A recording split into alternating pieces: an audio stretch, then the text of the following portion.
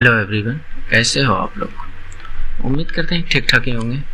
आज के वीडियो में हम लोग देखेंगे आरआरबी एलपी और टेक्नीशियन से रिलेटेड जो 2024 में होने वाले एग्ज़ाम है, तो उसका प्रैक्टिस मॉक टेस्ट का ये 22 नंबर है, जो कि ये 22वां वीडियो भी है, तो जिसमें कि हम लोग मैथ और रीजनिंग के क्वेश्चंस को करने वाले हैं। तो अगर मैथ में आप कमज़ोर हैं तो ये आपके लिए बहुत ही फायदेमंद वीडियो हो सकते हैं, नहीं तो आप जुड़कर ही देखिए, ना भी बेनिफिट हुआ तब आप कहिएगा। ओके, तो चलिए देखिए यहाँ पर क्या बोल रहा है। किसी स्कूल में 20% छात्र 10 वर्ष से कम आयु के हैं और 10 वर्ष से अधिक आयु की छात्रों की संख्या 10 वर्ष की आयु के छात्रों की संख्या जो कि 48 है का 2/3 है।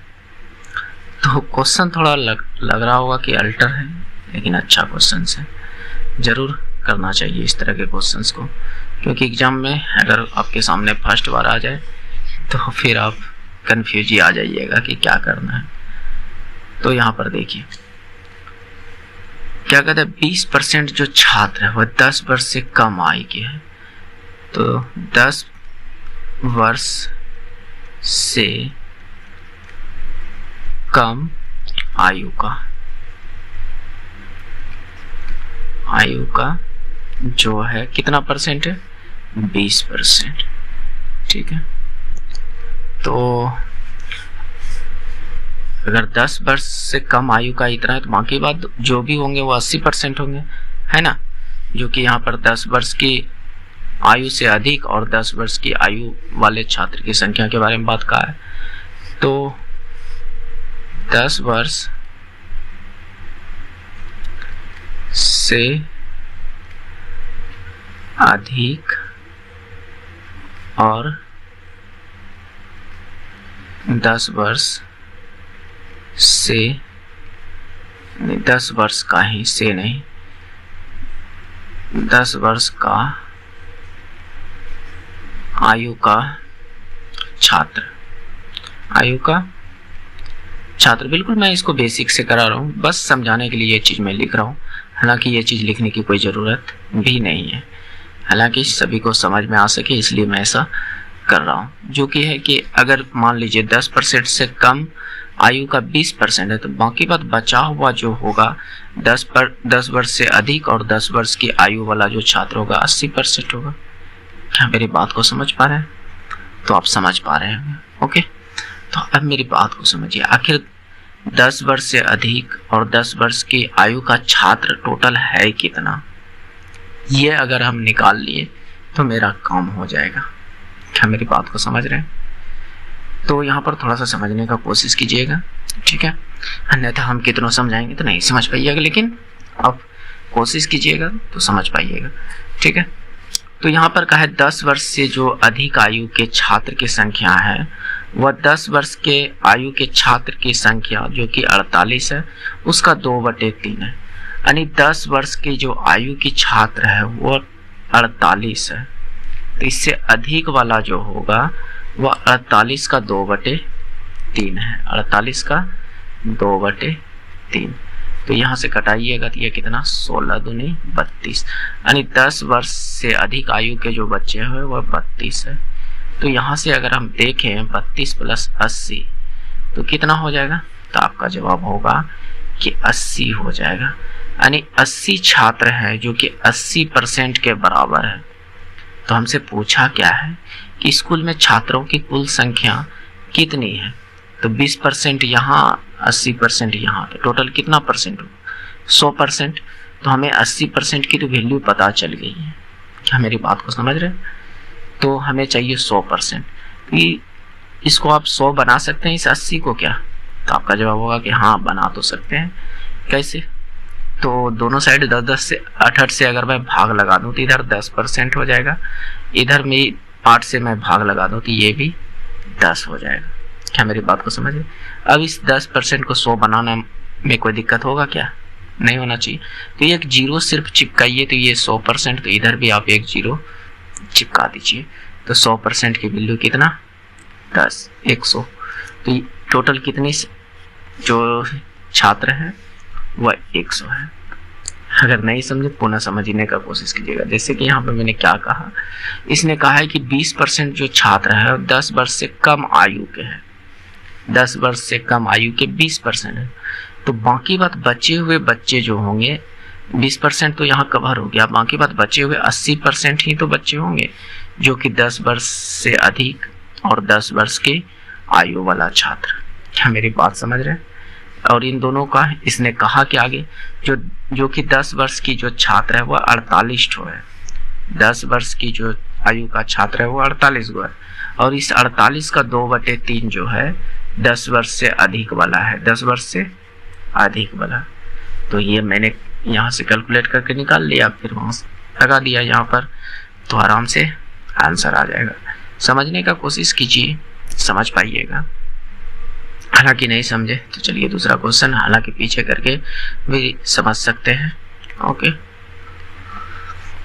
देखिए इस टाइप के भी क्वेश्चंस होते हैं जो कि बहुत सारे स्टूडेंट फंस भी जाते हैं इस टाइप के क्वेश्चंस में। मैं सबकी बात नहीं कर रहा हूँ, लेकिन बहुत सारे स्टूडेंट फंसते हैं।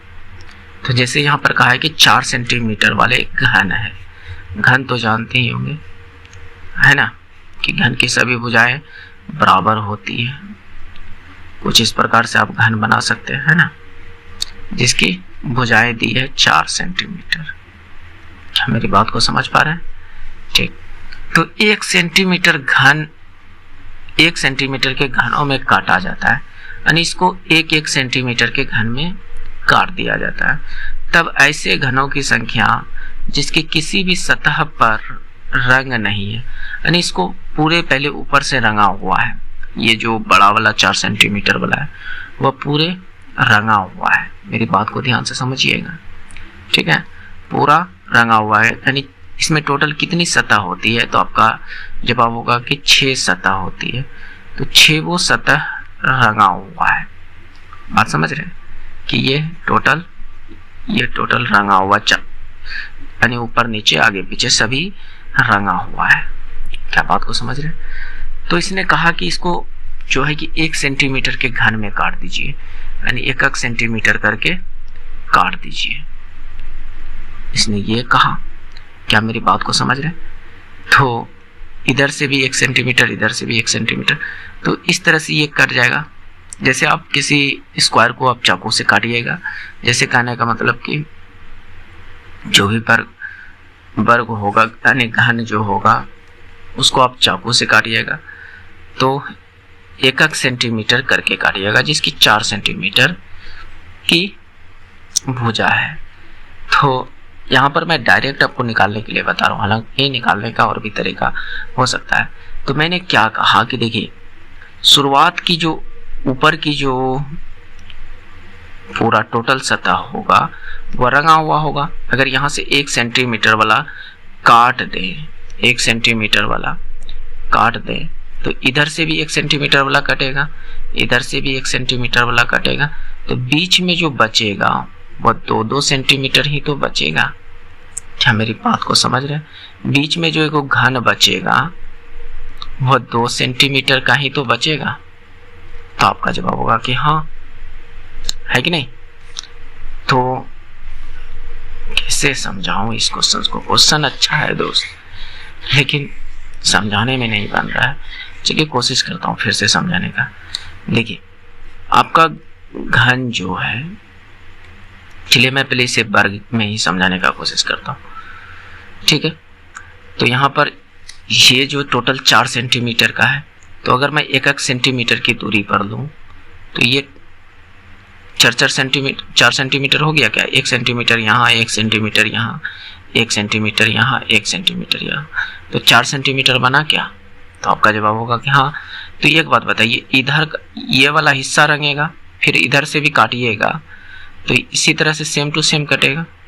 तो ये वाला भी हिस्सा रंगा हुआ मिलेगा जो कट कर निकलेगा, तो इसका इधर से भी हिस्सा रंगा हुआ मिलेगा। तो इसका मतलब जो रंगा हुआ नहीं मिलेगा तो कुछ यहाँ से इस प्रकार से नहीं मिलेगा, अंदर में जो एक घन बचेगा कुछ इस प्रकार से यहाँ पर नहीं मिलेगा रंगा हुआ, और यहाँ पर कितने सेंटीमीटर बचेगा, क्योंकि 1 सेंटीमीटर इधर से पार 1 सेंटीमीटर इधर से खत्म, तो बचेगा कितना 2 सेंटीमीटर का।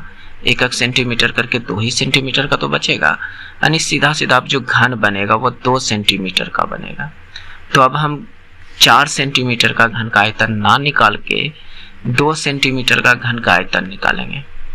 तो घन का आयतन क्या होगा, घन का आयतन क्या होगा, ए क्यूब होता है ना। तो अब भुजा कितनी लेना है, 2 लेनी है। भुजा कितनी लेनी है, 2। तो 2 यहाँ पर पुट करेंगे तो ये कितना हो जाएगा, 2 का क्यूब, और 2 का क्यूब का मतलब 8 सेंटीमीटर क्यूब। क्या मेरी बात को समझ रहे हैं? अब इस 8 सेंटीमीटर को 1 सेंटीमीटर के घन में काट देना है, 1 सेंटीमीटर के घन में काट देना है। तो अब मैं निकालूंगा इसके अंदर में, देखिए बहुत सारे घन बनेंगे, छोटे छोटे बहुत सारे घन बनेंगे, है कि नहीं। तो इस प्रकार से अंदर में छोटे छोटे घन बनेंगे, मेरी बात को समझिएगा, छोटे छोटे घन बनेंगे इस तरह से अंदर में। मैं 3D फिगर यहाँ पर नहीं लगा सकता क्योंकि हमें उतने जो इफेक्ट जो नहीं कहते हैं कि मतलब कि एडिटिंग बहुत ज़्यादा अच्छी तरह से आती हो, उस तरह से नहीं आती है दोस्त, इसलिए मैं 3D एनिमेशन नहीं लगा पाता हूँ। तो घन, अब 1 सेंटीमीटर का घन का आयतन, ये तो 2 सेंटीमीटर का घन का आयतन हुआ। अब मैं निकालूंगा 1 सेंटीमीटर घन का आयतन, तो ये हो गया कितना। तो अब भुजा के जगह पे 1 डालूंगा तो कितना हो जाएगा, 1 का क्यूब, तो यहाँ पर 1 सेंटीमीटर क्यूब, ठीक है। तो ये इसका आयतन 8 सेंटीमीटर क्यूब, जब 2 सेंटीमीटर का निकाला तो 8 सेंटीमीटर क्यूब, और जब 1 सेंटीमीटर का निकाला तो वह 1 सेंटीमीटर पर क्यूब आया। तो बस 2 सेंटीमीटर वाले को 1 सेंटीमीटर वाले से भाग दे दीजिए तो पता चल जाएगा कि कितने घन बनेंगे, है कि नहीं। तो यहाँ पर आयतन ही लगाना है आपको, दूसरा चीज नहीं। तो देखिए अब यहाँ से बड़े वाले का कितना 8, छोटे वाले का 1, तो इसका टोटल आंसर हो जाएगा 8 गो घन बनेगा जिसकी कोई सतह ना रंगा हो। बात समझ रहे हैं, जिसकी कोई भी सतह ना रंगा हो। इस टाइप का क्वेश्चंस तो कराने में थोड़ा सा तकलीफ हो जाती है क्योंकि उतनी अच्छी तरह से समझा नहीं पाता हूँ फिगर में। हालांकि अगर मैं इसे लाइव आपके सामने कुछ दिखा कर करता तो आसानी से समझ में आता। हालांकि समझने का कोशिश कीजिएगा, नहीं तो आगे बढ़िए। ओके, देखिए 150 मीटर ऊंची चट्टान के शीर्ष से 2 नावों का अवनमन कोण 60 डिग्री तथा 30 डिग्री है, ठीक है। तो नावों के मध्य दूरी क्या होगी यदि नावें चट्टान के विपरीत दिशा में। तो मान लीजिए एक चट्टान यहाँ पर ऐसे खड़ा है और एक नाव इधर है और एक नाव इधर है, आप समझ रहे हैं, कुछ इस प्रकार से। तो इसकी जो कोण बना रहा है, अवनमन कोण बोल रहा है, तो एगो में 60 डिग्री बना रहा है और एगो में 30 डिग्री बना रहा है। तो अब आप लोग को लगता होगा कि मैंने यहाँ पर कोण क्यों लिया, क्योंकि यहाँ पर कोण क्या बोला है, अवनमन कोण, उन्नयन कोण नहीं बोला है, तो इसलिए मैंने ऊपर लिया। लेकिन यहाँ भी लेते हैं तो कोई फर्क नहीं पड़ता। चलिए मैं समझाता हूँ कैसे। क्योंकि ये तो 90 डिग्री पर रहेगा, तो ये 90 और ये 60, तो ये कितने डिग्री का कोण। तो आपका जवाब होगा कि ये जो हो जाएगा 90 60 150, तो ये 30 डिग्री का। अगर ये 30 डिग्री का और ये 90 डिग्री का, तो ये कितना, त्रिभुज के तीनों कोनों का योग 180 डिग्री होता है कि नहीं। बस ये वही चीज मैं यहाँ पर लगा रहा हूँ। तो ये 90 30 120, तो ये 60 डिग्री का है ना। तो इतना बात अगर आप समझ चुके हैं तो आपसे क्वेश्चन हो जाएगा। और इसने कहा कि जो चट्टान की ऊंचाई है वो 150 मीटर है, यानी ये जो चट्टान की ऊंचाई हमने यहाँ से यहाँ तक लिया, ये जो है 150 मीटर है। अब यहाँ पर आप कोई भी त्रिकोणमितीय अनुपात लगाइए और आप आंसर ला सकते हैं, बात समझिएगा, ठीक है। तो यहाँ पर मैं या तो 60 से लेते तो थोड़ा सा अलग होता, तो मैं यहाँ पर 30 से ले रहा हूँ। जब मैं इस कोण को ले रहा हूँ, इस कोण को ले रहा हूँ, तो इसके हिसाब से ये क्या होगा, ये वाली जो भुजा होगी वह क्या होगी, लंब होगी। तो कोण 30 के रिस्पेक्ट में, कोण 30 डिग्री के रिस्पेक्ट में जो होगा लंब क्या होगा 150, ठीक है। और आधार क्या, इधर कुछ भी मान लेते हैं x y जो भी है, x मान लेते हैं, आधार क्या होगा x मान लिए, ठीक है। और थीटा 30 डिग्री। इतनी बात समझ पा रहे हैं? मैं बिल्कुल यहाँ पर बेसिक से समझा रहा हूँ, इसे चाहूँ तो मैं शॉर्टकट भी कर सकता हूँ, लेकिन समझ में नहीं आएगा, मैं ही गारंटी लेता हूँ बहुत को समझ में नहीं आएगा। तो बेहतर है कि आप पहले बेसिक से समझ लीजिए, ठीक है। तो देखिए, तो लंब यहाँ पर अगर मैं इस x को निकालना चाहूँ इस त्रिभुज में, अगर मैं इसका कुछ नामकरण कर देता हूँ A B C D, ठीक है। तो अब मैं त्रिभुज ADB में ले रहा हूँ, ठीक है, क्योंकि यहाँ पर 30 डिग्री के रिस्पेक्ट में ले रहा हूँ। तो लंब और आधार किस त्रिकोणमितीय अनुपात में होता है? तो आपका जवाब होगा कि tan थीटा में होता है। tan थीटा, थीटा के जगह पर कितना लेना है 30 डिग्री, 30 डिग्री। और लंब कितना 150 और आधार कितना x। देखिए tan थीटा बराबर क्या होता है, लंब बटे आधार होता है कि नहीं? तो आपका जवाब होगा कि हाँ होता तो है। तो tan 30 डिग्री का मान कितना, आपको अगर भूल जाते हैं तो मैं आपको एक तरीका बताता हूँ कि आप कैसे फाइंड कर सकते हैं। दो चीज का तो मान आपको हमेशा याद रहेगा, जैसे साइन थीटा का और कोस थीटा का। अगर ये दो चीज का मान अगर आपको याद है तो आराम से आप किसी भी त्रिकोणमितीय अनुपात का मान निकाल सकते हैं। जैसे मैं कहता हूँ कि साइन 30 डिग्री का मान कितना, हाफ, और कोस 30 डिग्री का मान कितना, √3/2। अब tan थीटा बराबर एक फॉर्मूला आपने पढ़ा होगा कि साइन थीटा बटे कोस थीटा, ये चीज होता है, ठीक है। तो साइन थीटा का मान हाफ और कोस थीटा का मान √3/2। तो ये 2 कटा, 30 पुट कर रहे हैं यहाँ पर, तो ये भी 30, ये भी 30। तो यहाँ पर tan 30 डिग्री का मान कितना हो जाएगा 1/√3। क्या मेरी बात को समझ रहे हैं? तो आराम से इसे फाइंड कर सकते हैं, हालांकि आप याद रखें तो वो ज़्यादा बेहतर होगा। देखिए tan 30 डिग्री का मान 1/√3 बराबर 150। क्योंकि किसी दोस्त ने पूछा था कि क्या अगर मान लीजिए कि मान याद नहीं है, किसी भी त्रिकोणमितीय अनुपात का मान याद नहीं है तो कैसे निकाल सकते हैं। तो बस इसीलिए मैंने उस कमेंट के रिप्लाई के लिए यहाँ पर बताया, ओके। और यहाँ पर x, तो x बराबर कितना आ जाएगा 150√3, यानी BD की लंबाई कितनी निकल गई 150√3। अब ये सोचते होंगे कि आखिर मैं इसी को क्यों निकाला, क्योंकि इसने कहा है कि यदि नाव चट्टानों की विपरीत दिशा में तो नावों की मध्य की दूरी क्या होगी, एक नाव यहाँ पर है, एक नाव यहाँ पर है, तो इसी की बीच की दूरी पूछ रही है, BC की दूरी पूछ रही है। क्या मेरी बात को समझ रहे होंगे, ओके। अब चलिए, अब इस त्रिभुज में आइए 60 के रिस्पेक्ट में, कौन 60 डिग्री के रिस्पेक्ट में, ठीक है। तो लंब यहाँ पर क्या होगा, तो आपका जवाब होगा कि लंब अभी भी 150 ही होगा, क्योंकि जहाँ पर थीटा रहता है, जहाँ से थीटा के सामने बला भुजा लंब होता है। और आधार इसको कुछ मान लेते हैं, यहाँ से यहाँ तक की दूरी को y मान लेते हैं, ठीक है। तो y, तो अब लगाइए यहाँ भी tan थीटा लगेगा, है कि नहीं।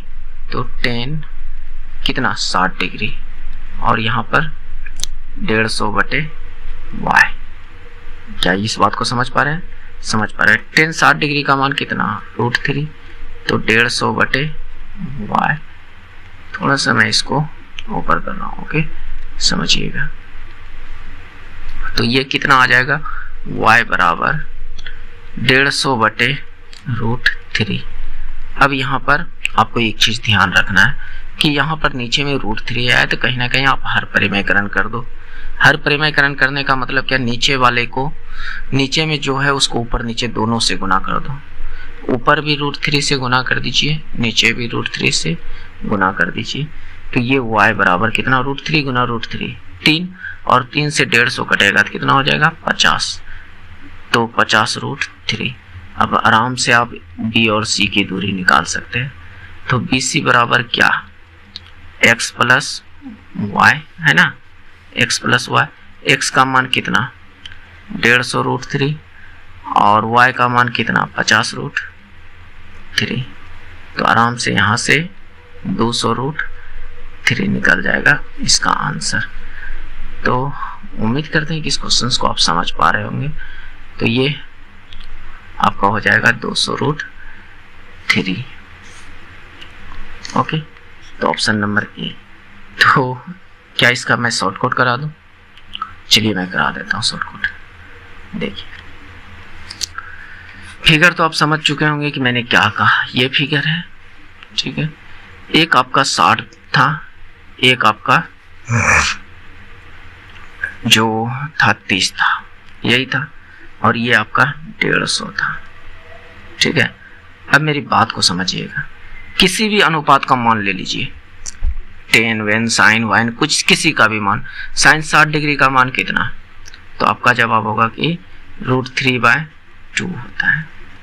साइन 60 का मान कितना होता है, √3/2 होता है कि नहीं। तो इसका मतलब ये लंब है और ये कर्ण है। हमें कर्ण से कोई मतलब तो है नहीं, तो इसलिए यहाँ पर साइन लगाना हमारे लिए बेवकूफ़ी होगा। क्या मेरी बात को समझ रहे हैं? क्योंकि हमें ये वाला पता चल गया और ये वाला पता चल गया कि ये है, तो यहाँ पर हमें साइन लगाना बेवकूफ़ी होगा। तो बेहतर है कि आप टेन थीटा ही लगा लो। क्या मेरी बात को समझ रहे हैं? तो जैसे टेन 60 डिग्री का मान कितना, तो अभी कुछ देर पहले मैंने निकाला √3, यही ना। तो √3/1 इसको लिख सकते हैं क्या? तो आपका जवाब होगा कि हाँ लिख तो सकते हैं। क्या मेरी बात को समझ रहे हैं? लिख तो सकते हैं आराम से। तो टेन थीटा बराबर क्या होता है, लंब बटे आधार। लंब बटे आधार होता है, यही ना। तो लंब कितना √3 और लंब रियल में कितना दिया है 150, यानी √3 का मान 150 है। तो आप यहाँ से कहिएगा कि एक का मान कितना होगा, तो 150/√3। क्या आया 150/√3। तो हमें एक की मान पता चल गई, यानी ये वाला जो है इसको सोल्व करेंगे तो क्या आएगा 50√3। ये वाला मान क्या है 50√3। क्या मेरी बात को समझ पा रहे हैं? समझ पा रहे होंगे। ओके, अब 10-30 लगा लीजिए, क्योंकि यहाँ पर 10-30 है। 10-30 का मान कितना 1/√3, ठीक है। तो लंब का मान 1 है और 1 की वैल्यू 150 है। मैं यहीं पर समझा रहा हूँ, 1 की वैल्यू कितनी है 150 है। तो हमें चाहिए √3 की वैल्यू, तो दोनों साइड आप √3 से गुना कर दीजिए। तो ये क्या हो गया, तो √3 की वैल्यू कितना 150√3। तो ये वाला भुजा 150√3 निकल गया। बस हमें इन दोनों को ऐड करना है 200√3। ये शॉर्टकट था, अगर समझ गए। इससे भी शॉर्ट हो सकता है, आप इस चीज को माइंड में कैलकुलेट कर सकते हैं। बात समझ रहे हैं? तो मैं इसलिए यहाँ पर दोनों तरीका बता रहा हूँ कि आप आसानी से कर पाओ और समझ सको। हालांकि आपको डायरेक्ट शॉर्टकट कराने वाले बहुत लोग मिलेंगे, जहाँ पर कुछ समझ में आएगा कुछ नहीं भी आएगा। तो आपकी इच्छा, आप कहाँ रहना चाहते हैं। मैं तो कहूँगा कि दोस्त, मैं आपको, अगर आप बेसिक स्टूडेंट हैं, एग्जाम की तैयारी शुरू की है, आपको पता नहीं चल रहा है कि किस तरह के क्वेश्चंस को करना चाहिए, तो आप हमारे चैनल से आराम से जुड़कर अपनी तैयारी को बेहतर कर सकते हैं। तो चलिए देखिए इस क्वेश्चंस को। कमल अपने धन का 1/5 भाग 6% पर, 1/2 भाग 5% पर तथा शेष 10% साधारण ब्याज की दर से निवेश करता है। यदि उसकी वार्षिक ब्याज इतनी है तो उसकी धन कितनी होगी। यानी यहाँ पर मूलधन हमसे पूछ रहा है कि मूलधन कितनी होगी। तो देखिए यहाँ पर कैसे कर सकते हैं, तो या तो आप मान सकते हैं कि उसका जो मूलधन है, माना कि मूलधन यानी मैं P यहाँ पर लिख धन, सीधा धन लिख देता हूँ। मूलधन समझ लीजिएगा कि वह क्या है, मूलधन ही है। धन जो है वह P है। अगर ये मान कर करते हैं तो आपको थोड़ा सा ज़्यादा मेहनत लगने लगेगा कि कहाँ फंस गए हैं। तो बेहतर है कि आप खुद जो हम जैसे बोल रहे हैं उसे कीजिए। यहाँ पर क्या लिखा है 1/5, यहाँ पर क्या लिखा है 1/2।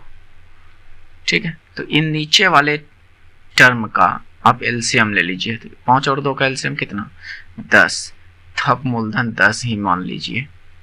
मूलधन कितना मान लीजिए कि 10 ही है। ठीक है, तो कैसे किया है 1/5 यहाँ था लिखा 1/2। इसी का नीचे का जो है हमने एलसीएम को ही मूलधन मान लिया। इससे होगा क्या, अभी मैं आपको आगे समझाता हूँ कि होगा क्या। तो चलिए,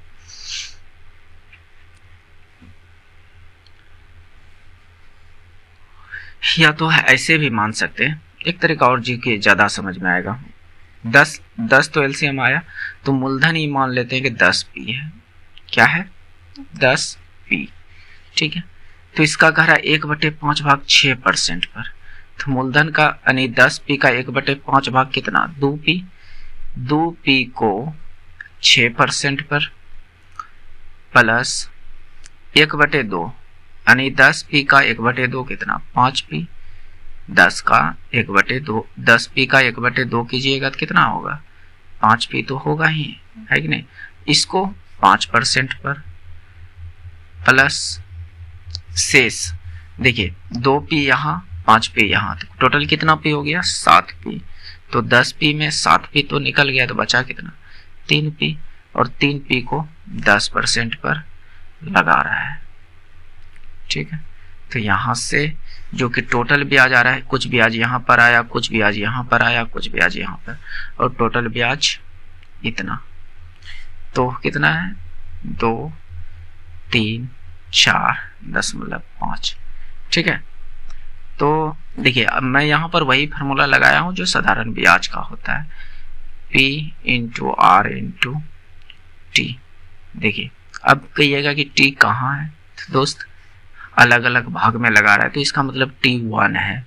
तो 1 लिखने का कोई जरूरी है ही नहीं, यहाँ भी T1, यहाँ भी T1, यहाँ भी T1, इसलिए यहाँ पर T नहीं लगाया हूँ। ओके, तो अब आगे समझिए। तो यहाँ से मैं सोल्व करूँ तो यहाँ पर परसेंटेज है, तो 6 दूनी 12 p% है ना, 5 बचे 25 p%, यहाँ पर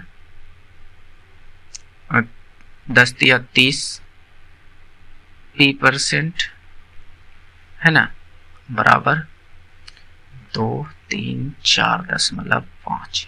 ये तो यहाँ से सबको जोड़िए, सब परसेंटेज में आराम से जोड़ सकता है, सब में पी भी है, आराम से जुड़ जाएगा। 12 और 25 तो 37 और 30 67 p% बराबर 2 3 4.5। तो यहाँ से अगर आप इसको सोल्व कीजिएगा तो 67 p/100 और इधर 2 3 4 दशमलव को उड़ाइएगा तो नीचे 10 आ जाएगा। ठीक है, तो यहाँ से कटाइए। अब देखिए यहाँ नीचे में 10, तो ये 67 से कितने टाइप में कटेगा, तो कहीं ना कहीं हिसाब किताब लगा के 5 लास्ट में आना चाहिए। तो इसका मैंने पहले ही कटाया है, तो हमें पता है कि ये कितने बार में कटेंगे 67 से, तो ये 67 से 35 बार में कटेंगे। तो 67 से ये कितने बार में कटेंगे 35 बार में। आप कटा लीजिएगा, मैं आपका टाइम वेस्ट यहाँ पर नहीं करूँगा। तो ये p/10 है, तो ये 10 से इधर गुना हो जाएगा, 10 से क्या हो जाएगा गुना हो जाएगा। तो ये कितना हो गया 350। तो p का मान जो निकला 350। तो हमें चाहिए क्या, मूलधन कितना है 10p। मूलधन कितना है जिसको हमने p माना है, वो मूलधन कितना है 10p। तो p के जगह पर आपको 350 पुट करना है, तो ये कितना हो जाएगा 3500। तो ये आपका राइट आंसर 3500 रुपए हो जाएगा। ओके, तो ऐसे आप आसानी से कर सकते हैं। हालांकि और भी इसके तरीके हो सकते हैं, लेकिन ये भी अच्छा तरीका है। बात समझ रहे हैं। बाकी बात आपकी इच्छा, आप कैसे करते हो। मैं तो आपको एक अच्छा तरीका ही सजेस्ट करूंगा। तो चलिए देखिए, आगे देखिए क्या कर रहा है, दो वस्तुएं प्रत्येक 1750 रुपये में बेची जाती है। एक पर 30% की हानि होती है, दूसरे पर 25% का लाभ होता है। तो दोनों बिक्री से मिलाकर शुद्ध लाभ या हानि कितनी होगी। ठीक है, तो चलिए इसका दोनों तरीका कराऊंगा, क्योंकि दोनों तरीका कराने से दोस्त आपको ज्यादा समझ में आएगा कि आखिर ये चीज हुआ कहाँ से। बात समझ रहे हैं? और फिर आप जो दूसरे तरीका होंगे उसको आप आसानी से समझ पाएंगे। ठीक है, तो देखिए सीपी और एसपी के बारे में तो आप जानते होंगे। सीपी मतलब क्रय मूल्य और एसपी मतलब विक्रय मूल्य। ठीक है, तो अब मेरी बात को यहाँ पर ध्यान से समझिएगा। तो इसने कहा है कि दोनों को जो बेचा है 1750 रुपये में, प्रत्येक को 1750 रुपये में बेचा है। तो जब एक को बेचा तो 30% की हानि, तो सेलिंग प्राइस कॉमन होगा क्योंकि दोनों का सेलिंग प्राइस समान होगा। उसके बाद CP1 होगा और CP2 होगा। यहाँ पर मैं रेशियो कॉन्सेप्ट ले रहा हूँ, उससे ज़्यादा आसानी से बनेगा। ठीक है, तो देखिए जब इसने कहा कि 30% की हानि होती है, तो इसका मतलब मान लीजिए कि वो सामान जो CP1 खरीदा होगा, क्रय मूल्य जब एक पहला वस्तु जब खरीदा होगा तो 100 में खरीदा होगा और उसे 30% की हानि हो रही थी। इसका मतलब हुआ 70 में बेच रहा है। क्या मेरी बात को समझ रहे हैं? 100 में मान लीजिए कि उसने खरीदा होगा तो उसको 30% की हानि हो गई, तो इसका मतलब हुआ 70 में बेच रहा है। क्या मेरी बात को समझ रहे हैं? दूसरा वस्तु अगर उसने 100 में खरीदी होगी तो उसे 25% लाभ हो रहा है, तो इसका मतलब वो 125 में बेच रहा है। क्या मेरी बात को समझ रहे हैं? क्योंकि एसपी दोनों स्थिति में समान है, प्रत्येक की एसपी जो प्रत्येक का विक्रय मूल्य है समान है, इसीलिए मैं एसपी को बीच में रखा और कुछ नहीं। अब यहां से इन तीनों का रेशियो आप निकाल सकते हैं। तो या तो आप चाहो तो इसको शॉर्ट करके भी कटा सकते हो, जैसे ये 0 से 0 खत्म, और ये भी 5 से कट सकते हैं। ये कितने बार में, यानी 5 से 20 बार में। जब 25 से ही कटा देते हैं, क्यों 5 से कटा, 25 से ये 4 बार में, 25 से ये 5 बार में, तो घुमा फिरा के ये 10-7 का रेशियो बना। मेरी बात को ध्यान से समझिएगा, ये जो है ऊपर वाले 10-7 का रेशियो बना और नीचे वाले जो बना वह 5-4 का बना, 5-4 का। अभी देखिएगा मैं पुराना तरीका भी कराऊंगा जिससे कि आपको लगेगा कि नहीं ये तरीका बेहतर है। ठीक है, तो यहाँ पर क्या होता है, अब इसको इस तरीके से तो आप आराम से इन तीनों का अनुपात निकालने के लिए तो जानते होंगे, अगर आप हमारे पिछले वीडियो देखे होंगे। तो हालांकि देखिए इन दोनों को बराबर करना है, क्योंकि एसपी को हमें बराबर करना है। तो यहाँ 7 है, यहाँ 5 है, तो दोनों को बराबर करने के लिए क्या कर सकते हैं, 5 जो यहाँ पर है इसको ऊपर गुना कर देते हैं और जो 7 ऊपर में उसको नीचे गुना कर देते हैं। तो ये दोनों आपस में बराबर हो गए, कितने हो गए 35। तो ऊपर वाले को कितना से गुना किया है, 5 से, तो इसको भी आप 5 से गुना कर दीजिए, 50। नीचे वाले को कितना से गुना किए थे, 7 से, तो आप इसको भी 7 से गुना कर दीजिए, 28। ये जो तीनों डाटा है उसका रेशियो हमें पता चल गया। ठीक है, ठीक। अब एक बात बताइए, एक वस्तु का दाम यहाँ पर कितना दिया है, विक्रय मूल्य 35, इतना 1750, और विक्रय मूल्य यहाँ पर कितना निकला है, तो आपका जवाब होगा कि 35 निकला। अनुपात में कितना निकला है, 35। तो ये 1750, 35 की वैल्यू कितनी होगी, 1750। क्या मेरी बात को समझ पा रहे हैं? तो ये इसका कितना गुना है, तो आपका जवाब होगा कि ये इसका देखिएगा तो ये 50 गुना है। ठीक है, तो आप इसका भी 50 गुना निकालिए, तो ये कितना हो जाएगा, इसका भी आप 50 गुना कीजिएगा तो ये 2500, और इसका भी आप 50 गुना कीजिएगा, 50 गुना, तो ये कितना 1400। तो दोनों वस्तु का क्रय मूल्य हमें पता चल गया कि पहला वस्तु का क्रय मूल्य कितना है और दूसरा वस्तु का क्रय मूल्य कितना है। तो इन दोनों को ऐड कर देते हैं, तो ये कितना हो गया, ओवरऑल कुल जो है क्रय मूल्य कितना हो गया, कुल क्रय मूल्य कितना हो गया, यानी कुल सीपी कह सकते हैं। टोटल सीपी कितना हो गया, तो 2500 प्लस 1400 3900 हो गया कि नहीं। अब एक वस्तु 1750 में बेच रहा है और दोनों को 1750 करके बेच रहा है, तो विक्रय मूल्य कितना हो जाएगा, यानी टोटल विक्रय मूल्य, कुल एसपी कितना हो जाएगा, कुल विक्रय मूल्य कितना हो जाएगा। तो आपका जवाब होगा 1750 एक वस्तु का है तो दो वस्तु का 7 दूनी 34 3500 कितना हो जाएगा 3500। कैसे लिखा, क्योंकि ये एक वस्तु का दाम है, एक वस्तु का विक्रय मूल्य है। यहाँ पे कहा है कि प्रत्येक को 1750 में बेचे, इसीलिए इसको 2 से मैंने गुना करके या तो 1750 प्लस 1750 कर सकते, तो टोटल विक्रय मूल्य इतना हो गया। तो हमसे पूछा क्या है कि दोनों विक्रय में मिलाकर शुद्ध लाभ या हानि क्या है, शुद्ध लाभ या हानि क्या है। तो एक बात बताइए, क्रय आप खरीदे हो 39 में दोनों को मिलाकर और दोनों को मिलाकर बेच रहे हो 3500 में, तो आपको कितने की हानि हो रही है। तो आपका जवाब हुआ कि 400 रुपए की हानि हो रही है। जब आप ज्यादा में खरीदते हो और कम में बेचते हो तो कहीं ना कहीं आपको हानि होगा। तो कितने की हानि हो रही है, 400 की लॉस हो रहा है ना। तो 400 रुपए की हानि हो रही है।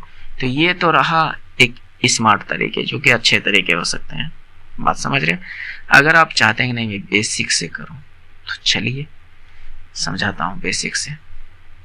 इसको लेकिन जरूर समझिएगा, ये आपका ज्यादा बेनिफिट करेगा एग्जाम में, क्योंकि एग्जाम में टाइम बहुत मायने रखता है।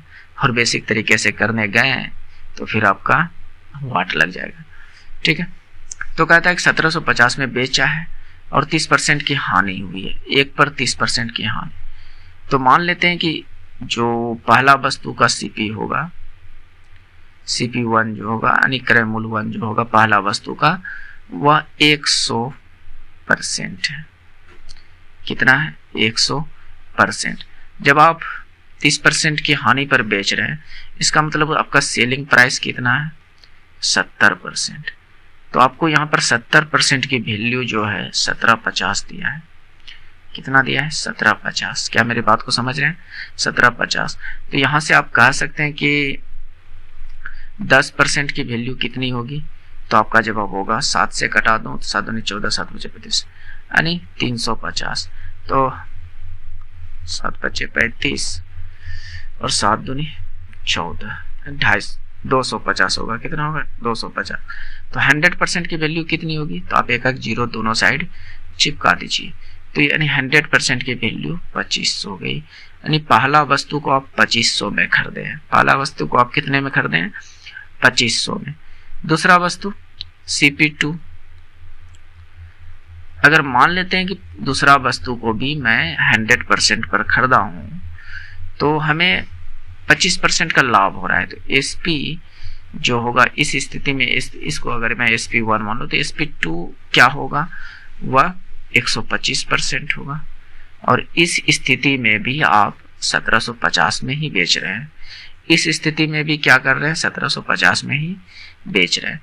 तो आप यहां से भी निकाल सकते हैं।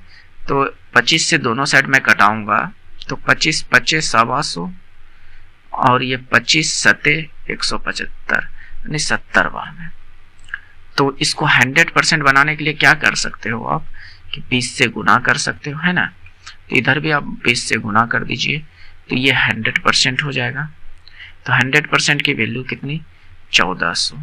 इसका मतलब जो आपका दूसरा वस्तु का क्रय मूल्य था वह 1400 था। क्या मेरी बात को समझ रहे हैं। तो ओवरऑल अगर देखा जाए कि टोटल आपका क्रय मूल्य कितना होगा, तो 2500 और 1400 यानी CP कुल क्रय मूल्य। अगर कहें कि कुल CP टोटल CP, तो देखिए अगर मैं कहूं कि टोटल CP क्या होगा यानी टोटल क्रय मूल्य क्या होगा, तो ये 2500 और 1400, तो यहां से कितना निकलेगा 3900। ठीक है। अगर मैं कहूं कि टोटल SP क्या होगा, टोटल विक्रय मूल्य क्या होगा, तो दोनों स्थिति में आप 1750 में ही बेच रहे हैं, यहां भी आप 1750 में बेच रहे हैं, यहां भी 1750। इसका मतलब 1750 प्लस 1750, तो ये कितना हो जाएगा 3500। तो एक बात बताइए कि खरीदे हैं दोनों को, आप दोनों मिलाकर 3900 में और बेच रहे हैं 3500 में, तो कितने का हानि हो रहा है? तो ये कोई भी कह सकता है कि 400 रुपए की हानि हो रहा है। तो ये एक बेसिक तरीका है और ये एक स्मार्ट तरीका है, जिससे कि ये तो छोटा मोटा सवाल है, इससे भी बड़ा बड़ा सवाल रेशियो कॉन्सेप्ट से बनता है। तो इसलिए दोस्त सीखिए उस तरीके को, मैं तो यही कहूँगा। अन्यथा आपकी इच्छा, मैं आपको दोस्त भाई बंधु समझकर समझा रहा हूँ कि इस तरीके से कीजिए, नहीं तो नुकसान आपका है। ठीक है, नेक्स्ट देखिए, यदि किसी धनराशि पर 8% वार्षिक ब्याज की दर से एक वर्ष में अर्धवार्षिक रूप से संयोजित चक्रवृद्धि ब्याज तथा साधारण ब्याज के बीच का अंतर 30 रुपए है, तो धनराशि ज्ञात कीजिए। तो यहाँ पर देखिए, इस जगह भी आपको ट्रिक ज्यादा काम करेगा। और 2 वर्ष का अगर पूछे, 2 वर्ष का CI और SI का अंतर, CI और SI का अंतर, तो आपको लगाना क्या है? मूलधन का रेट परसेंट का रेट परसेंट। ये फार्मूला लगाइएगा, आसानी से आपका निकल जाएगा, कोई दिक्कत नहीं होगा। मैं आपको गारंटी के साथ कहता हूँ कि कोई भी दिक्कत, हालांकि अगर आप चाहते हैं बेसिक तरीके से तो करा रहा हूँ ना, पहले आप इस तरीके को तो सीखिए। ठीक है, तो CI SI का अंतर रियल में कितना दिया है? 30 दिया है। ठीक है, यही तो कह रहा है कि चक्रवृद्धि ब्याज और साधारण ब्याज का अंतर 30 है। अब यहाँ पर कुछ लोग सोच सकते हैं कि यहाँ पर मैंने दो वर्ष लिया और यहाँ देले है तो एक के वर्ष दिया है, तो एक ही वर्ष, तो 2 वर्ष मैंने क्यों लिया, है कि नहीं? तो चलिए इस कंफ्यूजन को दूर कीजिए। हमें पहले ही इस बात को बताना चाहिए था, लेकिन ध्यान में नहीं रहा। तो समझिए, इसने कहा है कि अर्धवार्षिक, क्या बोल रहा है? अर्धवार्षिक। तो आप बताइए कि एक वर्ष में कितने महीने होते हैं? तो आपका जवाब होगा कि 12 मंथ होता है। तो आपको एक वर्ष में 12 महीने होता है, तो आपको 6-6 महीने का वर्ष लेना है। 6-6 महीने का क्या लेना है? वर्ष लेना है। तो 6 महीने का एक वर्ष, 6 महीने का एक वर्ष, टोटल कितना वर्ष हो गया? 2 वर्ष लेना है। तो टाइम आपको जो लेना है यहाँ पर 2 वर्ष। इसका मतलब ये पूछ रहा है घुमा फिरा के आपको 2 वर्ष। और दूसरा चीज आपको यहाँ पर क्या समझना है? रेट जो लेना, जब वार्षिक रहता तो 8% ले लेते हैं, लेकिन इसने कह दिया कि अर्धवार्षिक, तो इसका मतलब रेट का भी आधा लेना है। रेट का भी क्या लेना है? आधा लेना है। यानी 8% का आधा कितना? 4%। बस अब इसमें पुट कीजिए आपका आंसर। देखिए, ये बात तो समझ गए कि ये 2 वर्ष का फॉर्मूला है। कितने वर्ष का फॉर्मूला है? 2 वर्ष का फॉर्मूला है। ठीक है, तो P हमें निकालनी है। रेट कितना? 4%। तो 4% का 4%। ठीक है, तो ये 30 बराबर जो होगा P, और 4 चौके 16, और दोनों में परसेंटेज है तो नीचे में 100 गुना 100। क्या मेरी बात को समझ रहे हैं? तो बिल्कुल समझ पा रहे होंगे। ठीक है, तो इसको आप कटा पिटा के देखिए क्या होता है। 4 से ये कटाऊं तो ये 25 बार में, और इस 4 से मैं इसको कटाऊं तो ये भी 25 बार में। तो 25 गुना 25 कितना होता है? 625। यानी 625 गुना 30 बराबर P। बस आपका आंसर आ गया। तो 5 दिया 15, 3 दूनी 6, 1 7, 6 दिया 18, 1 0 है तो 0। तो ये P बराबर क्या आ गया? 18,750 कहीं होना चाहिए, है ना? तो ये आपका राइट आंसर हो जाएगा। चलिए, इसका बेसिक तरीका अगर आप करना चाहते हैं, ठीक है, तो बेसिक तरीके से कैसे कर सकते हैं समझिए। भले ही दोस्त हमारी वीडियो थोड़ी सी लंबी होगी, कहीं ना कहीं आपको बहुत ज्यादा फायदा मिलेगा, जितना आप सोच नहीं सकते। तो आप समझिए तरीका को और अपने तैयारी को आगे बढ़ाइए। और क्या कह सकते हैं, भले ही आप सब्सक्राइबर देखकर हो सकता है कि बहुत सारे दोस्त भाग जाते हो, लेकिन सब्सक्राइबर पर मत जाइए कभी भी नहीं, कि जरूरी नहीं है कि सब्सक्राइबर वाले क्वालिटी क्वेश्चन दें जो आपके लिए इस एग्जाम में बेनिफिट हो। इस तरह के क्वेश्चन डायरेक्ट लड़ते हैं दोस्त एग्जाम में, बात समझ रहे हैं। मैंने जितने टाइप के क्वेश्चन लिए उस टाइप के क्वेश्चन डायरेक्ट लड़ते हैं। भले ही डाटा इधर उधर हो सकता है, ये मान अलग अलग हो सकता है, लेकिन टाइप बिल्कुल सेम रहेगा दोस्त। तो इस बात को समझिए, नहीं समझिएगा तो मेरा कहा लीजिएगा। कहावत सुने है ना, आप हंसते रहिए मुस्कुराते रहिए, मेरा क्या है, लोग आपको ही पागल समझेंगे। तो समझिए, बस थोड़ा सा वो ऐसे ही मजाक के लिए बोल दिया, बुरा नहीं मानिएगा। चलिए मान लेते हैं कि मूलधन जो है 100 है। मूलधन जो है क्या है, 100 है। रेट 8% दिया है, लेकिन इसने कहा है कि अर्धवार्षिक, तो 8% नहीं लेना है, उसका आधा लेना है, रेट का आधा 4% लेना है। टाइम इसने 1 वर्ष दिया है। क्या दिया है, 1 वर्ष, तो 6 महीने, 12, 1 वर्ष में कितने महीने, 12 महीने। तो हमको इसने क्या कहा, अर्धवार्षिक, मतलब अर्धवार्षिक मतलब 6 माही। अर्धवार्षिक मतलब क्या, 6 माह, यानी 6 महीना का 1 साल मानना है। तो 1 साल में यानी 12 महीने में 6 महीने के कितने पेयर बनेंगे, तो आपका जवाब होगा कि 2 पेयर। तो इसका मतलब टी जो लेना है 2 ईयर लेना है। बस एक बार इसका एसआई निकालिए, एक बार एसआई पी बराबर क्या, यानी एसआई बराबर क्या, P into R into T, यही तो होता है अपॉन 100, यही होता है कि नहीं। तो आप यहाँ पर पुट कीजिए, पी का मान 100, ये माना हुआ है, ओरिजिनल मूलधन नहीं है, ये क्या है, माना हुआ है, ठीक है। इंटू आर कितना 4 और टी कितना 2, ठीक है, अपॉन 100। तो यहां से ये कितना आ गया 8। ये एसआई का मान कितना आ गया आपका 8। चलिए अब मैं सीआई की ओर चलता हूं। सीआई बराबर फॉर्मूला क्या, P इंटू 1 प्लस आर बटे 100 पर पावर n माइनस पी। क्या यही तो होता है, जिसको n या तो यहाँ पे n या t लिख सकते हैं, बात समझ रहे। तो n के जगह पे t भी पुट कीजिएगा तो कोई भी दिक्कत नहीं। p कितना 100, ये मैं बिल्कुल बेसिक तरीका, यहाँ पर भी मैं शॉर्टकट लगा सकता था, लेकिन हो सके कि बहुत सारे दोस्त को नहीं समझ में आए। 1 r का मान कितना 4 बटे 100, n का मान n यानी t का मान 2 पावर 2 माइनस 100, p का मान कितना है 100। तो 100 और इसको सोल्व कीजिएगा तो ये 25, 25 से 26 बटे 25 और स्क्वायर है तो 2 बार 26 बटे 25 गुना 26 बटे 25 माइनस का 100। तो ये सीआई निकलेगा, कट पिट के जो भी देखते हैं क्या निकलता है, ठीक है।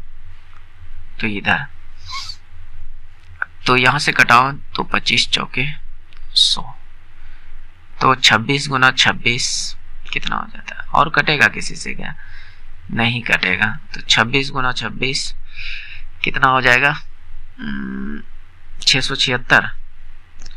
चलिए 26 का स्क्वायर 6 दूनी 12 दूनी 24 और 6 चाके 36 2 दूनी 4 6 7 6 676 आएगा। कितना आएगा देखिए, भूल जाता है मैं ट्रिक लगा लेता हूँ।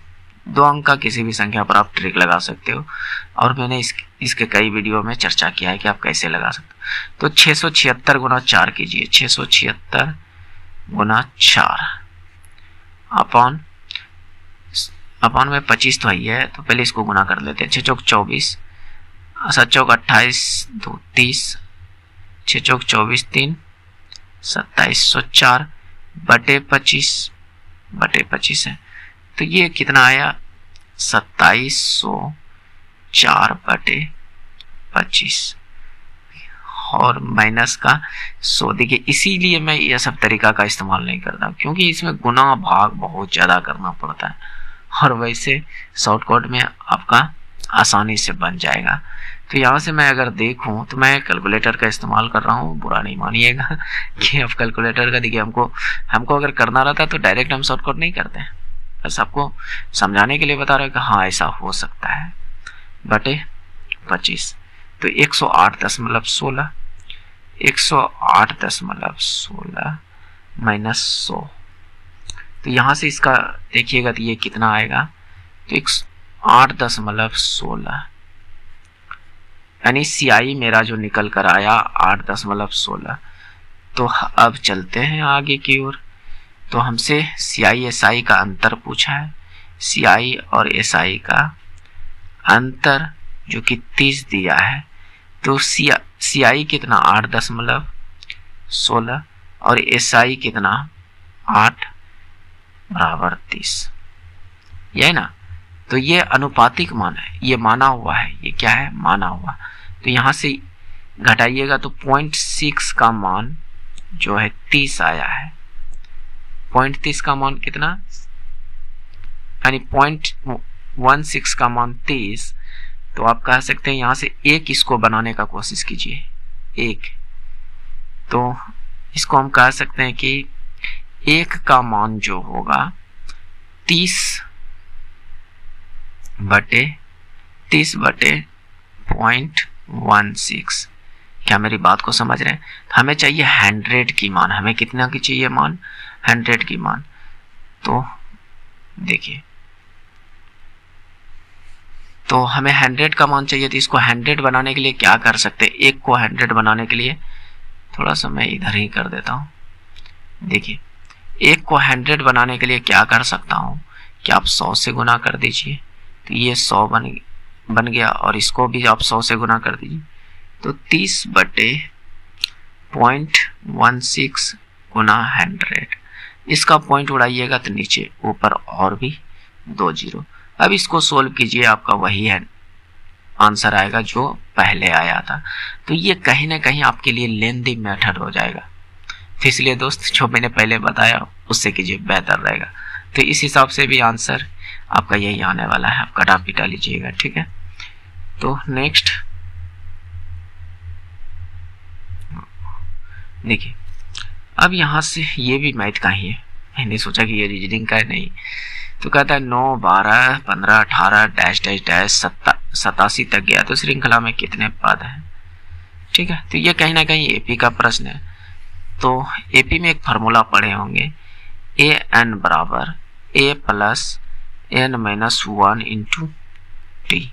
अब an क्या है, a क्या है, n क्या है, तो यहाँ पर समझिएगा, ठीक है। तो देखिए, a फर्स्ट पद को a कहते हैं, तो फर्स्ट पद क्या है, इसमें 9 है, तो a बराबर कितना आया 9, ठीक है। d यहाँ पर क्या है d। अब d किसको कहते हैं, तो देखिए, यानी सेकेंड पद में फर्स्ट पद को घटा दीजिए, जो निकलेगा वह d है, या थर्ड पद में तीसरा पद में सेकेंड पद को घटाइए, जो भी अंतर आएगा वो d होगा। इसमें इसको घटाइए, जो भी अंतर आएगा d होगा। तो ये समांतर श्रेणी का है, इसीलिए मैंने यहाँ पर d लिखा। तो यहाँ पर सभी में देखिए अंतर कितना का, 3 का। कितना का अंतर है, 3 का। इसका मतलब d कितना है, 3, क्योंकि सभी के अंतर समान था, इसीलिए मैं कहा कि ये एपी का सवाल है। बात समझ रहे? हालांकि अलग अलग होता तो हो सकता है तो वो जीपी का सवाल हो, बात समझ रहे? तो यहाँ पर ये है। तो अब यहाँ पर an क्या होता है, लास्ट पद को हम an कहते हैं। इसका मतलब हमारे पास an का जो मान है वह 87 दिया है, और हमसे पूछ रहा है कि इसमें टोटल कितना पद है। इसका मतलब हमसे n की वैल्यू पूछ रहा है। क्या बात को समझ रहे हैं? बस अब इसमें पुट कीजिए, आपका n निकल जाएगा, वही आंसर है। तो an कितना 87, a कितना 9 प्लस n कितना निकालना है, d कितना 3। तो 87 में आप 9 घटाइए, इधर प्लस में तो इधर जाकर घट जाएगा, तो ये कितना हो जाएगा 78। 17 में हो गया 8, हाँ 78। तो इधर क्या बचा, n माइनस 1 इंटू 3। ये गुना में तो ये भाग हो जाएगा, तो 3 से ये कितने बार में कट जाएगा, 26 बार में। तो n-1 बराबर 26। तो आप n बराबर ये जो -1 है इधर जाकर प्लस में हो जाएगा, तो n बराबर कितना निकल जाएगा 27। हमसे n ही पूछा था कि कितने पद है, तो हुआ 27 पद है। इसमें टोटल कितना पद है, 27 पद है। तो ये सब फार्मूला रिलेटेड क्वेश्चन है, आराम से आप कर सकते हो, है ना। नेक्स्ट दोस्त, अगर अभी तक आप लोग अगर पहली बार चैनल पर आए हैं तो अभी तक आप लोग अगर सब्सक्राइब नहीं किए हैं तो कर लीजिए। अगर आप चाहते हैं कि हमारे वीडियो आपको प्रॉपर मिलती रहे, जब भी मैं डालूं तब आपको मिले। हालांकि मैं डेली रात 8 बजे अपलोड करता हूं, जिससे कि हर एक यानी प्रतिदिन आपको 8 बजे एक वीडियो मिल जाएगा। हालांकि ये जो है 22वां वीडियो है, इसका मतलब कि मैंने 21 वीडियो अपलोड कर चुका है। इसके पहले मैंने ALP टेक्नीशियन का जो फुल प्रीवियस ईयर पेपर है उसको मैंने कराया है, जिसमें कि मैथ, GK, GS, रीजनिंग सभी को इंक्लूड किया है। आप जाकर देखिए, मजा आएगा। उसके बाद फिर मैंने मैथ और साइंस के क्वेश्चंस को सॉल्व कराया। अब मैं मैथ और रीजनिंग के प्रैक्टिस पेपर के रूप में ला रहा हूँ। बात समझ रहे हैं? ये हालांकि है तो ये प्रीवियस ईयर का है, लेकिन ये जरूरी नहीं है कि ये आपका ALP का हो। बात समझ रहे हैं? लेकिन ये जो मैं लिया हूँ वह रेलवे का ही प्रीवियस ईयर के पेपर से लिया हूँ, जैसे NTPC, ग्रुप D और JEE, इन सभी के पेपर से मैं क्वेश्चंस को उठाता हूँ, जो कि देखता हूँ कि जिसको बार बार पूछता और जिस क्वेश्चन में अधिकतर लोग गलती करते हैं या सॉल्व करने का उसका तरीका वो अलग होता है, तो इसलिए मैं इस टाइप के क्वेश्चंस को लाता हूँ, ताकि इस टाइप के क्वेश्चंस देखिए कराने का बहुत लोग कराते हैं दोस्त, लेकिन वो एक्चुअल तरीका नहीं बताता जिससे कि आप एग्जाम में जल्दी कर सको। बात समझ रहे हैं? तो इसीलिए मैं आपको वो सारे तरीका बताता हूँ जो कि एक अच्छे स्टूडेंट किया करते हैं। अच्छे स्टूडेंट कहने का मतलब कि अगर आप कहीं टेस्ट वगैरह लगाने जाते होंगे तो कुछ लड़के ऐसे होंगे जो कि बहुत जल्दी मैथ बना लेते होंगे। जैसे कि हो सकता है कि जो नॉर्मल स्टूडेंट है वह जिस प्रश्न को 1.5 से 2 मिनट लगा रहा है वह ज़्यादा से ज़्यादा 20 से 25 सेकंड में कर रहे हैं, तो वह कौन सी तरीका इस्तेमाल करता है, इस बात को सोचें कभी।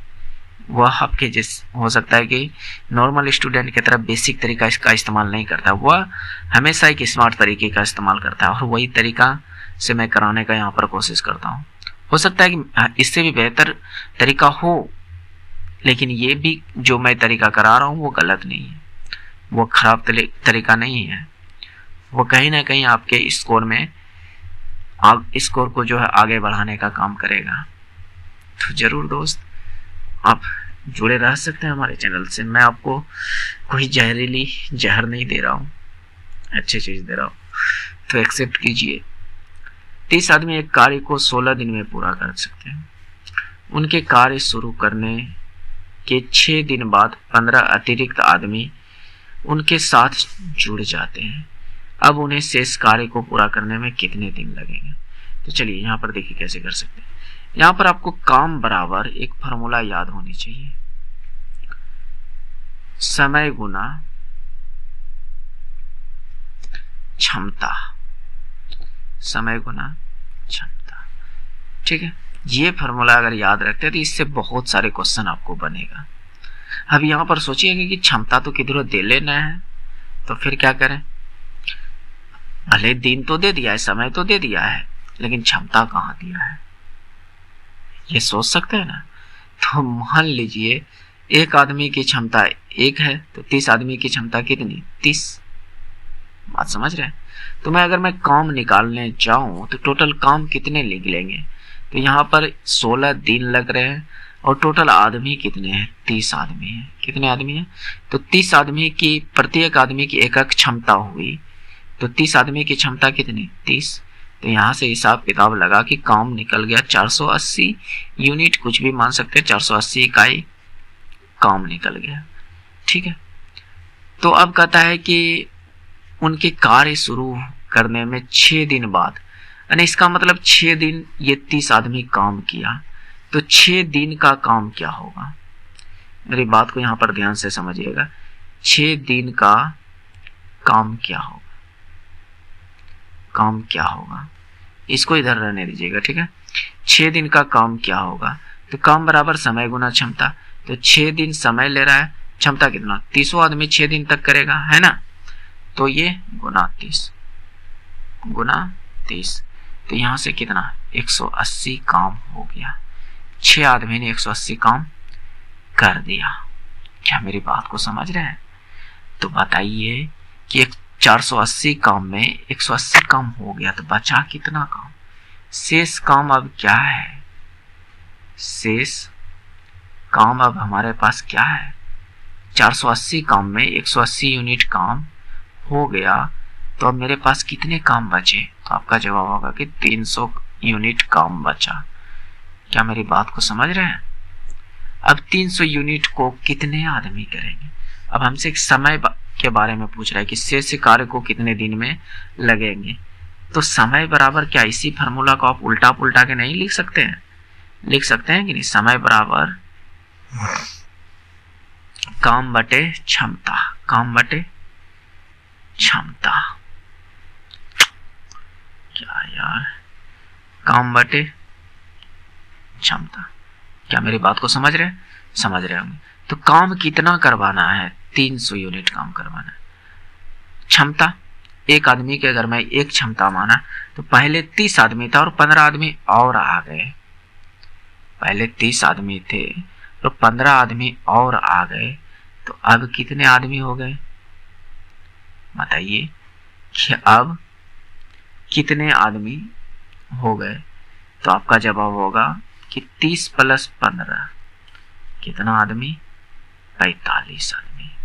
कितना आदमी, 45 आदमी। 30 आदमी पहले से था और 15 और आ गया, तो कितने आदमी हो गए, 45 आदमी हो गए। तो बस निकल गया 45 आदमी की क्षमता 45। तो यहां से सोल्व कीजिए, तो 15 दूनी 30, यानी 15 तिया 45, 15 दूनी 30, यानी 20/3 आ गया। कितना आ गया, 20/3। ऊपर 20 से कटता 20 बार में और नीचे 30 बार में, है कि नहीं। तो ये 20/3 दिन हमारा राइट आंसर। शेष काम को ही तो पूछा था कि शेष काम को कितने दिन में करेंगे, तो हमें समय पूछ रहा था। समय बराबर यहीं से फॉर्मूला बनाया, तो 20/3। तो उम्मीद करते हैं कि आप समझ पा रहे होंगे, आप सीख पा रहे होंगे। तो चलिए देखिए नेक्स्ट क्वेश्चंस को। देखिए, चिन्ना रिसोर्ट से गाड़ी चलाना शुरू करता है, तो यहाँ से रीजनिंग की क्वेश्चन शुरू हो चुकी है, ठीक है। तो 15 किलोमीटर पश्चिम की ओर गाड़ी चलाता है और फिर बाएं मुड़ती है। फिर क्या करती है, बाएं मुड़ती है। तो यहाँ पर आपको एक थोड़ा सा डायरेक्शन की जानकारी होनी चाहिए। हालांकि मैं पिछले वीडियो में भी बताया है, डायरेक्शन की जानकारी बताया है, इस टाइप के क्वेश्चंस को कराया है। अगर आप पिछली वीडियो देखे होंगे तो इस क्वेश्चंस को आप आसानी से कर पा रहे होंगे, बात समझ रहे। हालांकि चलिए मैं मोटा मोटी बताता हूँ बात को। एक आप इस तरह से लकीर खींचिए, ऊपर आपको उत्तर समझना है, नीचे आपको दक्षिण समझना है, इधर आपको पूरब और इधर आपको पश्चिम समझना है, ठीक है। और एक विशेष बात, यहाँ पर जो होगा वो स्टार्टिंग पॉइंट होगा। क्या होगा, स्टार्टिंग पॉइंट, बात समझ रहे। स्टार्टिंग पॉइंट मतलब जहां से आपको शुरू करना है। अगर कहे कि आपको यहाँ से पूरब जाना है तो आपको इधर जाइएगा, अगर कहे कि उत्तर जाना है तो इधर जाइएगा, अगर कहे पश्चिम जाना है तो इधर, दक्षिण इधर, ठीक। एक बात याद हुई, समझ चुके हैं, ठीक। आगे एक चीज और समझना है, घड़ी, घड़ी समझना है। तो इससे डायरेक्शन से इस टाइप के जो क्वेश्चन होगा ना, आपका कंप्लीटली पूरी तरह से क्लियर हो जाएगा अगर इस बात को समझ गए। तो घड़ी कैसा, कुछ इस प्रकार से, कांटा वाला घड़ी है ना, इस प्रकार से बनता है। तो घड़ी की सुई जो है किधर जाती है, इधर के तरफ, है ना। इसको क्लॉकवाइज दिशा कहते हैं। क्या कहते हैं, घड़ी के दिशा में। जब घड़ी के दिशा में जाना होता है तो उसको कहते हैं कि दायां जा रहे हैं। क्या जा रहा है, दायां। और जब घड़ी के विपरीत दिशा में घूमेगा तो आपको समझना है कि बायां घूम रहे हैं। क्या घूम रहे हैं, बायां। चलिए इस चीज को बेहतर आप प्रश्न में समझ पाएंगे। देखिए, चिन्ना रिसोर्ट से गाड़ी चलाना शुरू करता है। कुछ स्टार्टिंग पॉइंट होगा, मान लीजिए कुछ स्टार्टिंग पॉइंट होगा इस जगह पर। इस जगह से ये गाड़ी चलाना शुरू करता है और पश्चिम की ओर चलता है। 15 किलोमीटर पश्चिम की ओर चलता है। पश्चिम किधर? स्टार्टिंग पॉइंट से इधर। तो यानी ये जो है स्टार्टिंग पॉइंट से इधर, मैं पेन को चेंज कर देता हूं। ओके, तो यहां पर देखिए स्टार्टिंग पॉइंट से इधर कितना? 15 किलोमीटर। कितना? 15 किलोमीटर, ठीक है। पश्चिम की ओर चला, फिर बाएं मुड़ा। अब मेरी बात को यहां पर ध्यान से समझिएगा, क्वेश्चन आराम से बनेगा। बाएं मुड़ना, बाएं मुड़ने का मतलब कि एंटी क्लॉक। एंटी क्लॉक यानी ये ऐसे जा रहा है, ऐसे जा रहा है, सीधा जा रहा है, ऐसे घूम गया। क्या हो गया? ऐसे घूम गया। तो ऐसे जा रहा है, ऐसे जा रहा है, ऐसे घूम गया। इसको बोलते हैं बायां मुड़ना, एंटी क्लॉक घूमना, घड़ी के विपरीत दिशा में घूमना। बाएं मुड़ने का मतलब क्या? विपरीत दिशा में मुड़ना, है कि नहीं। तो ये कितना चला? 115। कितना चला? ये तो बहुत बड़ा का डाटा दे दिया, 115, ठीक है। फिर दाएं मुड़ा। अब मेरी बात को ध्यान से समझिएगा, ऐसे जा रहा है, जा रहा है, जा रहा है, तो इधर मुड़ता तो ये बायां हो जाता, क्योंकि इधर से गया ऐसे। तो जैसे कि मान लेते हैं ऐसे गया इधर जा रहा था, फिर इधर ना मुड़ जाता तो ये बाएं हो जाता। तो आपको दायां मुड़ना है, इसका मतलब आपको इधर मुड़ना है। किधर मुड़ना है? इधर। देखिए ऐसे जा रहे हैं, ऐसे जा रहे हैं, तो ये घड़ी की दिशा कुछ इस प्रकार से जाएगी, है ना। जैसे मैं कहता हूँ यहाँ से इसको पकड़ता, ऐसे जा रहे हैं, ऐसे जा रहे हैं, तो घड़ी की दिशा कैसे? ऐसे मुड़ी कि नहीं। तो ये हो गया आपका दायां मुड़ना। ये बात बस मैं समझाने के लिए बोल रहा हूं, हालांकि ये चीज आपको माइंड में फिट करनी है। और 25 मीटर चला। कितनी चली? 25 मीटर चली दाएं मुड़ने के बाद। फिर कहता है उसके बाद फिर वह दाएं मुड़ती, फिर से वह दाएं मुड़ती। इसका मतलब फिर से ऐसे जा रहा है, ऐसे गया और 90 किलोमीटर चला, ठीक है। 90 किलोमीटर चला, मैंने 90 चला दिया। अब कहता है दाएं मुड़ती 90, और फिर अंत में वह जो है दाएं मुड़ती है, फिर दाएं मुड़ जाता है। तो इसी तरह से जा रहा है, दाएं मुड़ने का मतलब क्लॉकवाइज। और कितना? 40। तो ये 25 है, तो ये वाला भी यहाँ से यहाँ तक क्या होगा? 25। तो इसका मतलब इधर कितना चलेगा? 15। इधर कितना चलेगा? 15। और वह गाड़ी चलाता है और पहुंच जाता है, रिसोर्ट पहुंच जाता है। तो अब कहता है उसके घर से रिसोर्ट कितनी दूर है? स्टार्टिंग पॉइंट पर उसका घर था, रिसोर्ट यहाँ पर है। तो एक बात जरा हमको समझाइए दोस्त, यहां से यहां तक टोटल दूरी 90 थी, 90 कहते हैं, 115 था। कितना था? 15। और यहां से यहां तक की दूरी जो 90 है, तो इसका मतलब ये वाला भी दूरी यहां से यहां तक 90 होगा। यहां से यहां तक 90 और टोटल 115, तो इसका मतलब ये दूरी कितना होगा? ये क्या होगा? यहां से यहां तक की दूरी कितनी होगी? 25। जब ये दूरी 25 और ये दोनों आपस में 15-15 है, तो इसका मतलब यहां भी क्या होगा? मेरी बात को ध्यान से समझिएगा, यहां भी क्या होगा? 25 ही होगा, क्योंकि इसके समांतर में ये है, तो ये भी 25। क्या मेरी बात को समझ रहे हैं? 25। तो 25 एक ही ऑप्शन में है, ये राइट आंसर। यहां पर इस तरह से भी पूछ सकता था कि घर रिसोर्ट से कितनी दूर और किस दिशा में है। तो यहां से ये किस दिशा में है? स्टार्टिंग पॉइंट से ये किस दिशा में है? स्टार्टिंग पॉइंट से ये नीचे है, इसका मतलब दक्षिण। यहां पर लिख सकता था कि ये दक्षिण में है, 25 किलोमीटर दक्षिण। क्या मेरी बात को समझ पा रहे हैं? समझ पा रहे हैं, ओके। नेक्स्ट, शायद दोस्त वीडियो 1 घंटा से ऊपर का हो गया होगा, और 1-2 क्वेश्चंस कराते हैं, बाकी बाद रीजनिंग दूसरी वीडियो में ले लूंगा, ओके। तो चलिए इस क्वेश्चन को करके वीडियो को समाप्त करते हैं, ओके। तो यहाँ पर देखिए, नीचे दिए गए कथन में जिसके बाद विकल्प के 4 निष्कर्ष दिए गए, तो दिए गए कथन के आधार पर ज्ञात कीजिए कि कौन सी निष्कर्ष सत्य है। तो कथन कुछ इस प्रकार से लिखा हुआ, तो इसने कहा है कि सी बड़ा या बराबर भी के है, और भी जो है एल से बड़ा है, भी जो एल से बड़ा है। तो हमारे पास यहाँ पर डाटा तो दिले है, हमें कोई चीज ज्यादा सोचनी नहीं है, ठीक है। तो एक बात बताइए, सी जो है भी से बड़ा या बराबर, यहां तक तो बात सत्य है। अब हमको इससे और इससे तुलना करना है, इससे भी से और एल से तुलना करना है, भी और एल से तुलना करना है, ठीक है। तो मैंने कल एक बात बताया था आपको, जब जिसके बारे में पूछ रहा हो उसके बीच में ई वाला चिन्ह नहीं आना चाहिए, ना ही ये वाला चिन्ह आना चाहिए, ये दो चिन्ह बीच में नहीं आना चाहिए। तो यहां से मैं गौर करता हूं कि यहां पर देखिए एक चिन्ह ऐसे वाला मिल गया और एक चिन्ह यहाँ पर ऐसे वाला भी मिल गया, बाकी बात बहुत सारे हैं, लेकिन क्या ये फिगर इन भी और एल के बीच में बन रहा है क्या? तो आपका जवाब होगा कि हाँ बन रहा है। तो ये बात, ये दोनों गलत है, इसके यहाँ पर गलत है, ये तो सही है लेकिन ये गलत है, और जब ये गलत है तो ये पूरा निष्कर्ष गलत है। क्या मेरी बात को समझ रहे हैं? अब नेक्स्ट पॉइंट पर चलते हैं, दूसरे ऑप्शन को देखते हैं, ठीक है। दूसरे ऑप्शन, अब इसने कहा कि B बड़ा है Z से। चलिए B और Z की तुलना करते हैं, B यहां पर है और Z यहां है, तो B और Z के बीच में कौन कौन चिन्ह आया? ये बड़ा वाला, ये बड़ा वाला।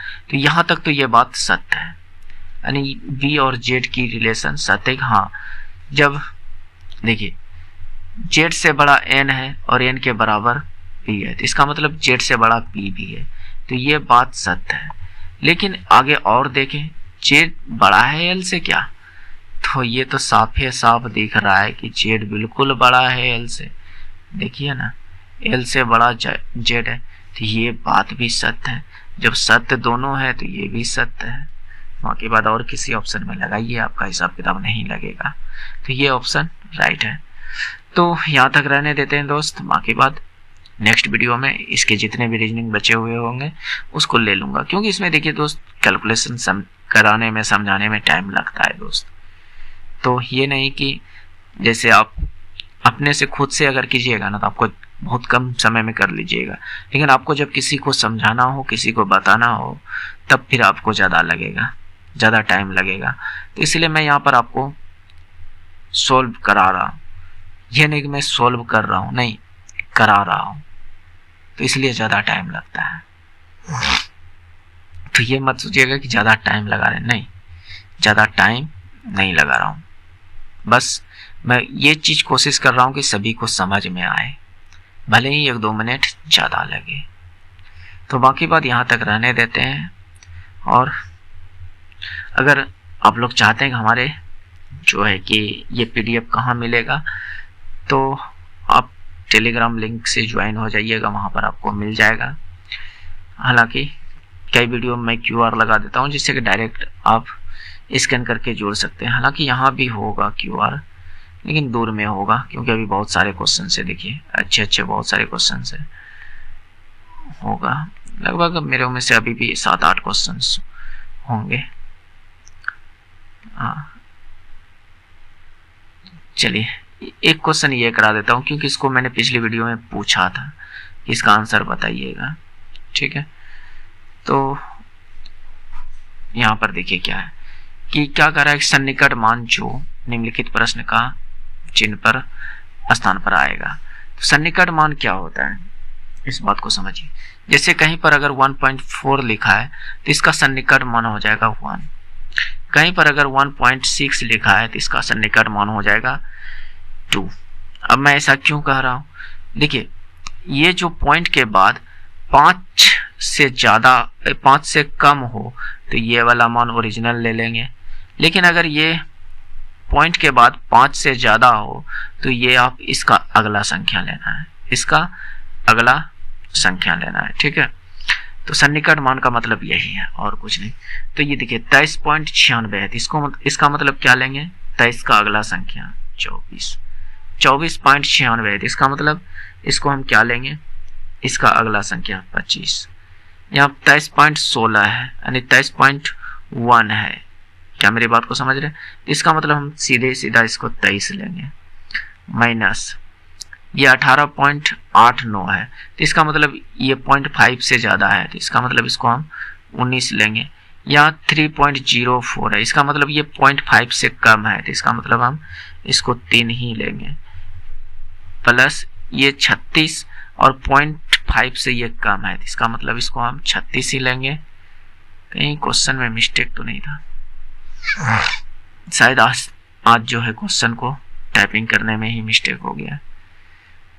बाकी बात जो भी हो, तो यहाँ पर मान लेते हैं -1 है, तो ये इसको सॉल्व करने पर जो आंसर आएगा, हो सकता है ये ऑप्शन में हो भी सकता है, क्योंकि मैं यहाँ पर कंफर्म नहीं कर पा रहा हूँ कि यहाँ पर है क्या।